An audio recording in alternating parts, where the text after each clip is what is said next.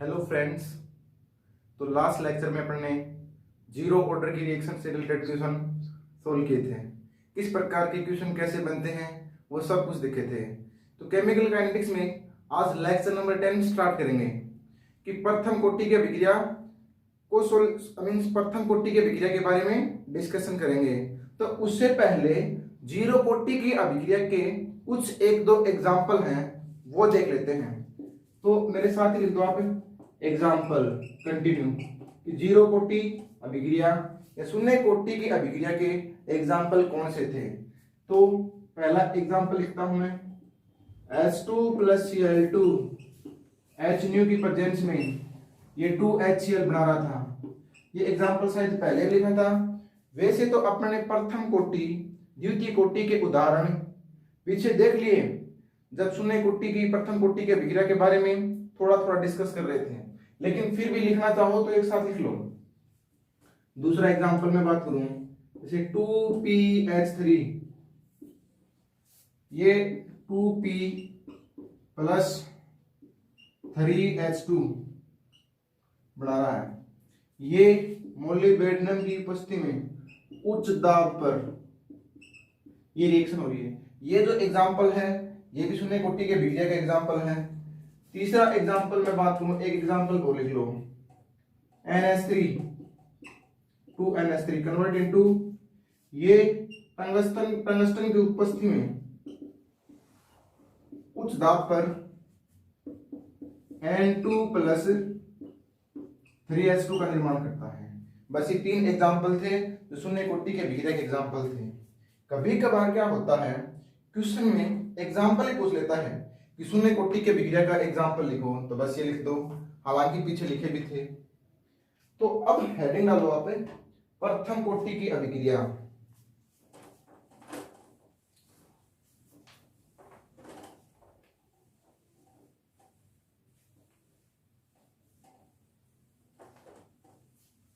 प्रथम कोटि की अभिक्रिया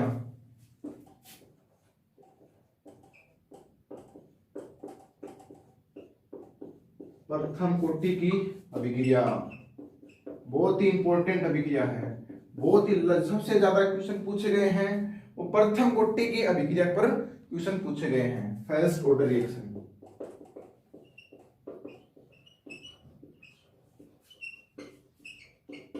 फर्स्ट ऑर्डर रिएक्शन यानी IIT हो, JEE हो, नीट हो या 12th बोर्ड हो, किसी भी प्रकार की क्लास हो, लगभग केमिकल काइनेटिक्स में जितने भी प्रकार के क्वेश्चन पूछे गए हैं वो सबसे ज्यादा यहाँ से क्वेश्चन बनते हैं। तो ये रिएक्शन बहुत ही इंपॉर्टेंट है, प्रथम कोटि की अभिक्रिया। तो इसमें परिभाषा लिखो, वे रासायनिक अभिक्रियाएं जिसमें अभिक्रिया की दर क्रिया कारकों की प्रथम घात के समानुपाती होती है, प्रथम कोटि की अभिक्रिया कहलाती है। वे रासायनिक अभिक्रियाएं जिसमें अभिक्रिया की दर क्रिया कारकों की प्रथम घात के समानुपाती होती है, प्रथम कोटि की अभिक्रिया कहलाती है। तो n का मान तो 1 होगा, सबसे काम की बात। अब इसको ड्राइव करते हैं, कैसे करेंगे वो देखते हैं। यहां से स्टार्ट करते हैं एग्जाम्पल के थ्रू। मैं मान लेता हूं ये कोई रासायनिक अभिक्रिया हो रही है जिसमें क्रिया कारक A उत्पाद P बना रहा है। T = 0 टाइम पर इसकी कंसंट्रेशन C0 है, तो प्रोडक्ट कितना होगा 0। T टाइम पर मैं मान लेता हूं प्रोडक्ट X बन गया, तो यहां पर पीछे कितना बचा C0 - X, और यहां पर जो C0 - X है इसको मैं CT के बराबर मान लेता हूं। ये लो, अब क्या करते हैं अभिक्रिया की दर को लिखते हैं। अभिक्रिया की दर वही पीछे वाला मेथड है, दो प्रकार से लिखेंगे। जैसे मैं पहला लिखूं यहां पर अवकलित नियम से या अवकलित वेग नियम से अभिक्रिया की दर, अभिक्रिया की दर। तो R = मैं क्रिया कारक के रिस्पेक्ट में लिखूंगा, तो मैं मान लेता हूं जो क्रिया कारक की कंसंट्रेशन है वो C है। एक कॉमन सांद्रता मान लेते हैं, तो कैसे लिखेंगे माइनस क्रिया कारकों के लिए dc अपॉन dt। अवकलित वेग से ये तो निकाला था, r is equal to minus dc upon dt। इसको मैं मान लेता हूं इक्वेशन नंबर 1। दूसरा किससे लिखेंगे? वेग नियम से। वेग नियम से अभिक्रिया की दर, अभिक्रिया की दर। वेग नियम क्या कहता है कि r इज इक्वल टू के इंटू सी। क्रिया कारक के रिस्पेक्ट में लिख दी, इसके ऊपर घात 1, घात तो लगाएंगे, अभिक्रिया की जितनी कोटि होगी वो घात में चढ़ा देंगे। तो ये तो सीधा हो गया r इज इक्वल टू के सी। इसको इक्वेशन नंबर 2 दे देता हूं मैं। अब क्या करते हैं, इक्वेशन 1 को इक्वेशन 2 के बराबर कर देते हैं। ये लो, समीकरण 1 को समीकरण 2 के बराबर करने पर कर दो, minus dc upon dt is equal to kc। देखो कितना आसान काम है। अब आगे क्या करना है, इस dt को तो इधर ले आओ और इसी को इधर भेज दो, तो minus dc upon c is equal to k dt। ये लो, दोनों तरफ अवकलन अवकलन हो गया। अब क्या करते हैं, इस माइनस को खत्म करते हैं। तो मैं डायरेक्ट समझा देता हूं, मैं दोनों तरफ माइनस माइनस से गुणा कर देता हूं, तो इधर माइनस माइनस से गुणा, माइनस माइनस होगा वो प्लस हो जाएगा और इधर एक माइनस आ जाएगा। तो ये माइनस यहां पर खत्म हो गया। ये माइनस खत्म कैसे हुआ, दोनों तरफ मैंने माइनस माइनस से गुणा किया, तो माइनस माइनस इधर तो प्लस हो गया और इधर माइनस आ गया। अब इस अवकलन को समाकलन खत्म करेगा, तो मैं दोनों तरफ समाकलन कर देता हूं। इधर देखना है इस हिसाब से कि dc upon c is equal to minus k dt। ये लो समाकलन, ये लो समाकलन। नियत राशि हमेशा समाकलन से बाहर आएगी। यह समाकलन अभी तक कंप्लीट नहीं हुआ। जब तक किसी समाकलन के ऊपर लिमिट नहीं लग जाती तब तक कोई भी समाकलन पूर्ण नहीं होता। तो मैं यहां पर सांद्रता के पदों में लिमिट लगाऊंगा, तो इसकी प्रारंभिक सांद्रता इसके पदों में लिमिट का काम करेगी। जैसे प्रारंभिक सांद्रता सी नोट थी, ये लो, अंतिम सांद्रता इसके उच्च लिमिट के रूप में काम करेगी, जो इसकी सिर के ऊपर लगा दूंगा, सी टी। ये लो, दिखाई दे रहा ना पीछे, C T.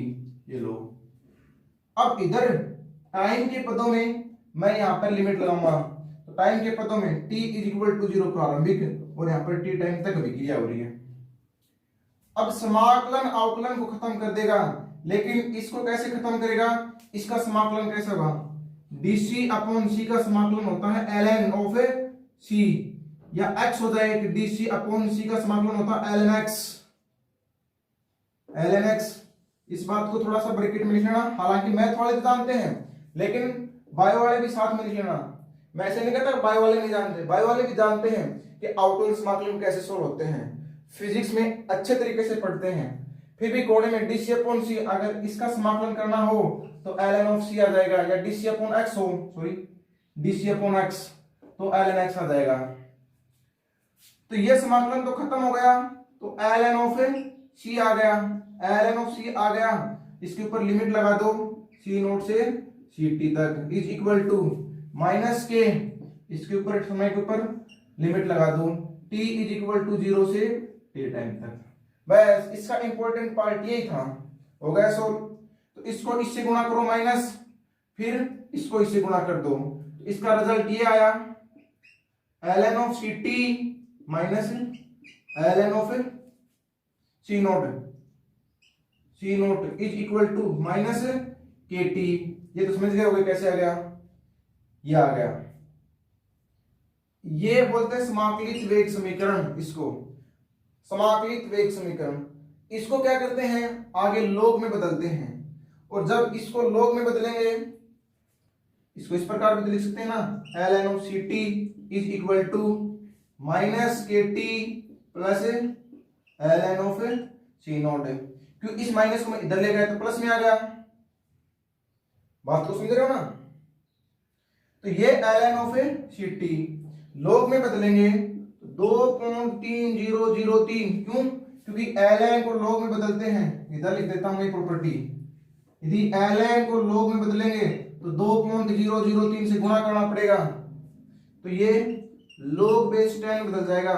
ct is equal to minus kt plus 2.03 ln of C naught. अब मेरे को क्या करना है, इस 2.3003 को खत्म करना है, तो मैं दोनों तरफ 2.3003 का भाग देता हूं। ये लो,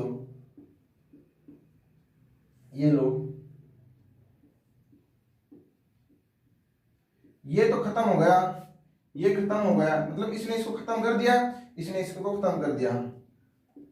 तो log of 10 ct is equal to minus kt plus 2.3003 plus log base 10 C naught बचा। अब क्या करते हैं, इस kt को इधर ले आते हैं और ct को इधर ले जाते हैं, तो minus kt upon 2.3003 is equal to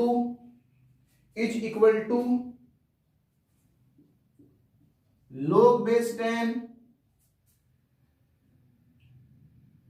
C naught minus log base 10 ct। एक इक्वेशन ये प्राप्त हो गई। बात को समझ पा रहे हो ना? तो एक बार आप इतना लिखो, बाकी की इक्वेशन इधर समझाऊंगा मैं।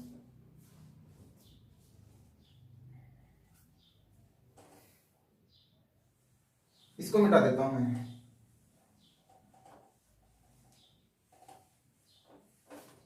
अब जैसे ये आया माइनस के टी 2.3003, सॉरी प्लस में आ गया यहां पर, क्यों ये इधर से आया तो प्लस में और वो माइनस में चला गया, तो k T upon 2.3003 is equal to log C naught minus log C T.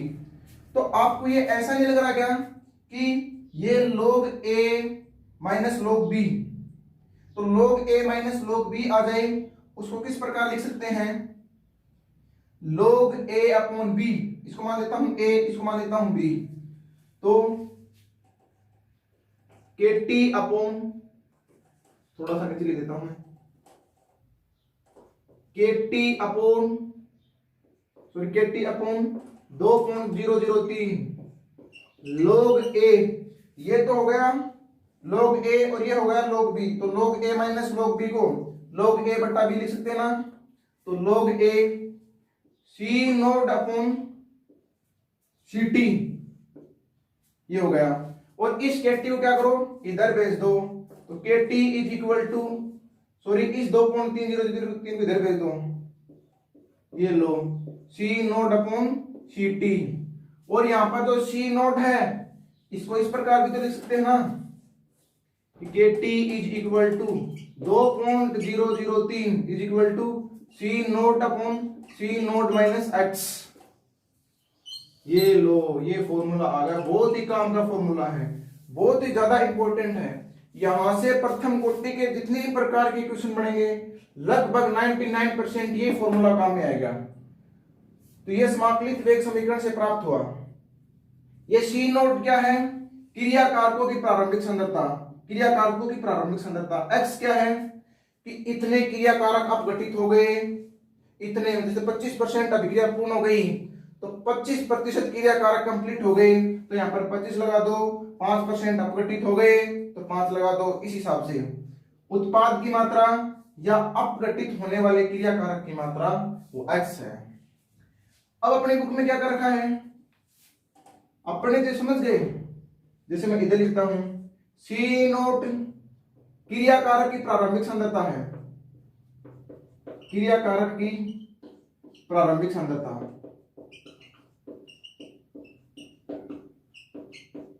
क्रिया कारक की प्रारंभिक सांद्रता है, सी नोट क्रिया कारक की प्रारंभिक सांद्रता है, और C T C naught minus X आप सभी जानते हो कि यहाँ पर सी टी के बराबर है। एक्स क्या हो जाएगा, एक्स यहां पर हो जाएगा अपघटित होने वाले क्रिया कारकों की सांद्रता, अपघटित होने वाले क्रिया कारकों की सांद्रता, क्रिया कारकों की सांद्रता। यह बात बहुत ही इंपॉर्टेंट है, बहुत ज्यादा इंपॉर्टेंट है, बहुत ज्यादा इंपॉर्टेंट है। तो आई होप ये समझ गए होगे कि अपनी बुक में क्या कर रखा है, ए को क्रिया कारक की प्रारंभिक सांद्रता मान रखा है, ए को क्रिया कारक की प्रारंभिक सांद्रता मान रखा है। तो यहां पर ए मान रखा, तो यहां पर ए लगा देंगे, ए काम में ले लेंगे, ए काम में ले लेंगे, तो ए अपॉन ए माइनस एक्स हो जाएगा। बस इतना सा फर्क है। और इस हिसाब से प्रथम कोटि का समाकलित वेग समीकरण अपने को ये प्राप्त होता है। हालांकि एग्जाम में इतना बड़ा नहीं पूछेगा, अगर बाय दे भी अपने को 2 नंबर का क्वेश्चन पूछ ले बोर्ड की क्लास में कि इसका समाकलन प्रथम कोटि के अभिक्रिया का समाकलित वेग नियम से व्युत्पन्न कीजिए, तो आप यहां तक लिखकर छोड़ देना। तो ये कहां से स्टार्ट हुआ था, एक एग्जांपल से स्टार्ट हुआ था। यहां से जैसे ए से प्रोडक्ट पी बनना था, T is equal to 0 time से सी नोट, और ये कितना था रे 0, T is equal to T time पर ये सी टी बन रहा था और ये एक्स था, या सी नोट माइनस एक्स। ये एग्जांपल था। आपने पहले वो एग्जांपल तो लिख दिया था, यहाँ पर ये लिखा, उसके बाद ये नोट किया, और उसके बाद ये फॉर्मूला जनरेट कर दिया। ये फॉर्मूला बहुत ज्यादा इंपॉर्टेंट है। तो मेरे हिसाब से तो समझ गए होगे, और इसको नोट भी कर लो। किसी भी कोई भी प्रकार की दिक्कत आई तो कमेंट बॉक्स में मेरे को जरूर बताना कि सर ये गलती आपने कर दी, क्योंकि मैं चलते चलते गलतियां कर देता हूँ। आपका मानना है ऐसा, तो कोई भी गलती हो तो मेरे को कमेंट बॉक्स में जरूर बताना। तो ये प्रथम कोटि का डेरिवेशन था। अब अपनी बुक में क्या कर रखा है, एक नाम और दे रखा है अंतराल समीकरण। ये अंतराल समीकरण क्या होता है वो देखेंगे। ये उतार लिया होगा। अगर पूरा का पूरा उतारना चाहो कि सर बिल्कुल 0 से, तो ये एग्जांपल लिख दो यहां पर, और ये पूरा यहां से स्टार्ट कर दो समझने के लिए। ये स्टार्ट कर दो और लिख दो। समझ गए होगे? चलते हैं आगे।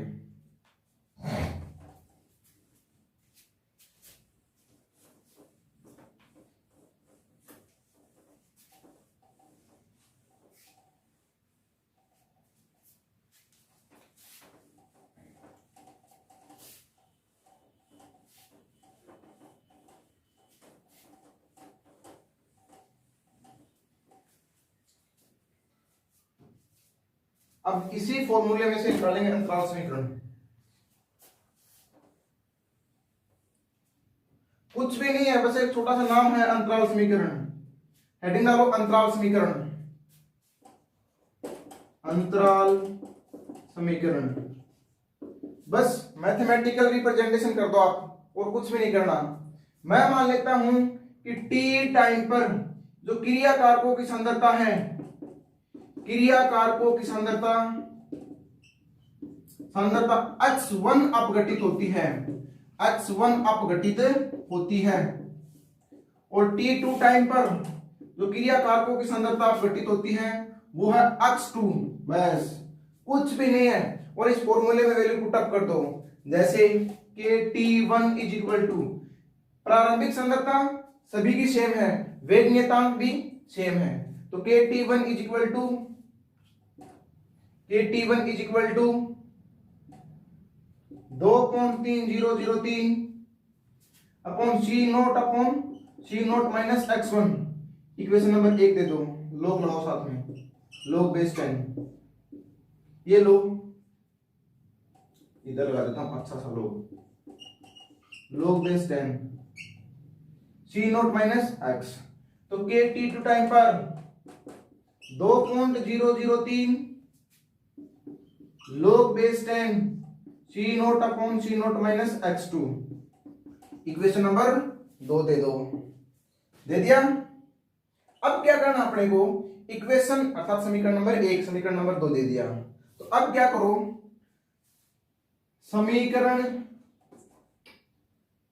समीकरण 2 माइनस समीकरण 1 कर दो और कुछ भी नहीं करना, बस काम हो गया। मैं इधर कर देता हूं कि T2 minus T1 is equal to log of C naught upon C naught minus x2 minus log of C naught upon C naught minus x1। अब वापस से वही बात हो गई, यहां पर ऐसा नहीं दिखा दे रहा, एक प्रॉपर्टी और बन गई log a minus log b, तो वही कर दो log a बटा log b। तो के T2 minus T1 is equal to, हाँ पीछे 2.003 लगेगा, ये लो 2.300, 3 को तो log से बाहर आ गया था कॉमन लिया, तब इधर लिख देता हूं, देखते के T2 minus T1 is equal to 2.003 log C naught upon C naught minus x2 upon C naught upon C naught minus x1। ये प्रॉपर्टी बहुत ही काम की है, क्योंकि 2.300 दोनों में सेम था, कॉमन ले लिया और log a minus log b हो गया, तो log a बटा b हो गया। अब क्या करते हैं, इसको तो इधर ले जाते हैं और इसको इधर ले जाते हैं। जब इसको इधर ले जाऊंगा, इसको इधर ले जाऊंगा, तो ये से ये कैंसिल हो गया। तो यहां पर जो इक्वेशन प्राप्त होगी कि T2 minus T1 is equal to 2.003 log of C naught minus x1 upon C naught minus x2। इसी को बोलते हैं अंतराल समीकरण।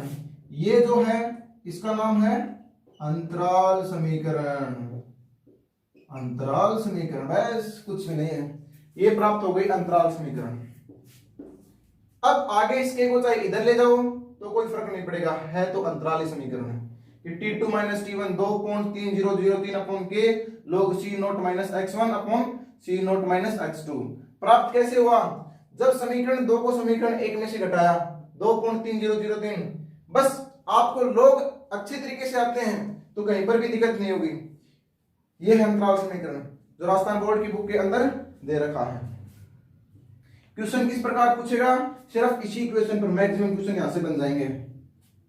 ये हो गया आपके अंतराल समीकरण। लिखना स्टार्ट कर दो यहां से अंतराल समीकरण की क्रिया का T1 पर क्रिया कारक की सांद्रता x1 मान ली, समझ रहे हो क्या। यहां से लिख दो T2 टाइम पर क्रिया कारकों के x2 अपघटित होती है क्रिया कारकों की सांद्रता, तो T1 टाइम पर ये इक्वेशन प्राप्त हुई, T2 टाइम पर ये x2 मान लिया, तो समीकरण 2 माइनस 1 कर दिया, तो 2 माइनस 1 किया तो आपके सामने ये किया, तो log a minus log b प्राप्त हो रहा है, तो के T2 माइनस T1 2.3003 कि दोनों में सेम था, कॉमन लेकर बाहर निकाल दिया, तो log a minus log a बटा b कर दिया, तो ये a था तो ऊपर आ गया, ये b था तो नीचे आ गया, और C नोट से क्यों ये ऊपर गया, ये इसके साथ गया, ये आप रफ कॉपी में निकाल कर देखना, तो इसी हिसाब से ये इक्वेशन प्राप्त हो जाएगी। T2 minus T1 is equal to 2.3003 upon k log C naught minus x1 बटे C नोट माइनस x2, इसको बोलते हैं अंतराल समीकरण। ये थे अंतराल समीकरण। आई होप समझ गए होंगे। तो अब नेक्स्ट हेडिंग डालो अर्धायुकाल। अर्धायुकाल, अर्ध आयुकाल, half life time, half life time.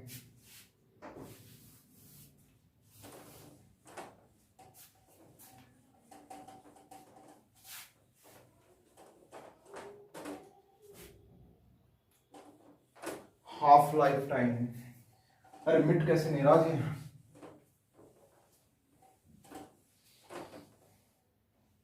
अर्ध आयुकाल, अर्ध आयुकाल या टी हाफ, टी हाफ या अर्ध आयुकाल, और इसमें लिख दो परिभाषा, वह समय जहां पर वियोजित होने वाले क्रिया कारकों की सांद्रता, जहां पर वियोजित होने वाले क्रिया कारकों की सांद्रता प्रारंभिक सांद्रता की आदि प्राप्त हो, प्रारंभिक सांद्रता की आदि प्राप्त हो, प्रारंभिक सांद्रता की आदि प्राप्त हो, प्रारंभिक सांद्रता की आदि प्राप्त हो, अर्ध आयुकाल कहलाता है, हाफ लाइफ टाइम कहलाता है, हाफ लाइफ टाइम। या लगाकर एक सिंपल सी और भाषा लिख दो, वह समय जहां पर आदि अभिक्रिया पूर्ण हो जाती है एवं आदि अभिक्रिया शेष बच जाती है, अर्धायुकाल कहलाता है, अर्धायुकाल कहलाता है। अब अपना एक इक्वेशन प्राप्त हुआ था, k t is equal to 2.3003 log C naught upon C t. क्यों? सी नोट माइनस एक्स को क्या बोला था? सी टी, सभी जानते हो, ये मैंने सी टी लिख दिया। या अगर क्रिया कारकों की प्रारंभिक सांद्रता ए है तो ए ले लो। तो अब क्या करते हैं, टी हाफ कौन सा टाइम होता है?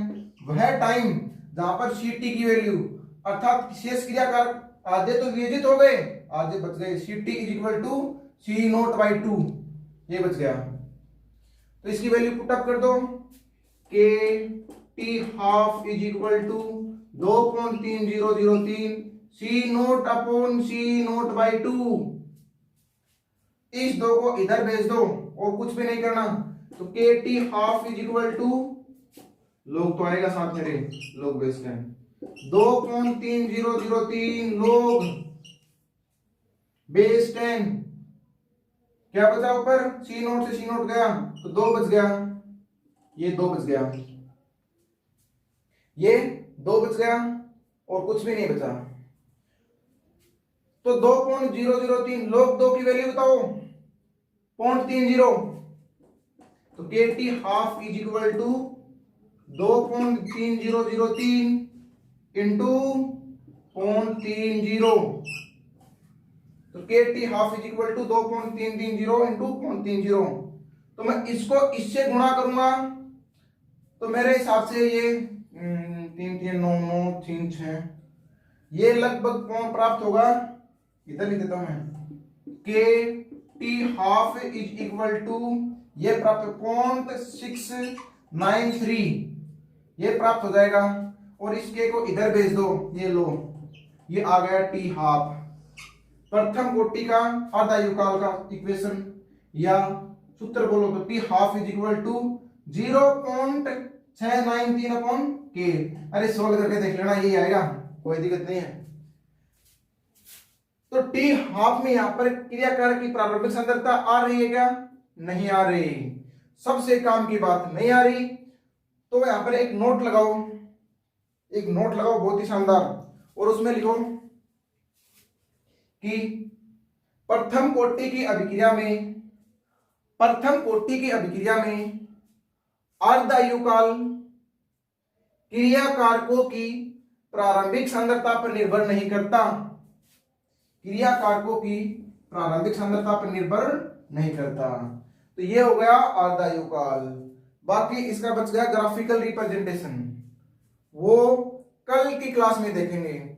आज लेक्चर कुछ ज्यादा बड़ा हो जाएगा, तो इसलिए ग्राफिकल रिप्रेजेंटेशन और इससे रिलेटेड क्वेश्चन अपन कल की क्लास में कंटिन्यू डिस्कस करेंगे।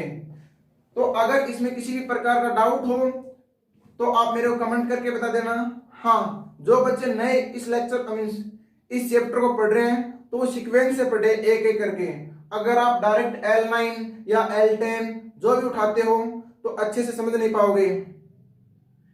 तो इसलिए मेरी रिक्वेस्ट है, अगर आप पढ़ रहे हो इस चैप्टर को तो आप लेक्चर 1 से लेक्चर 9 तक पढ़ो। आज ये लेक्चर नंबर 10 चल रहा है। तो मिलते हैं कल की क्लास में। Thank you.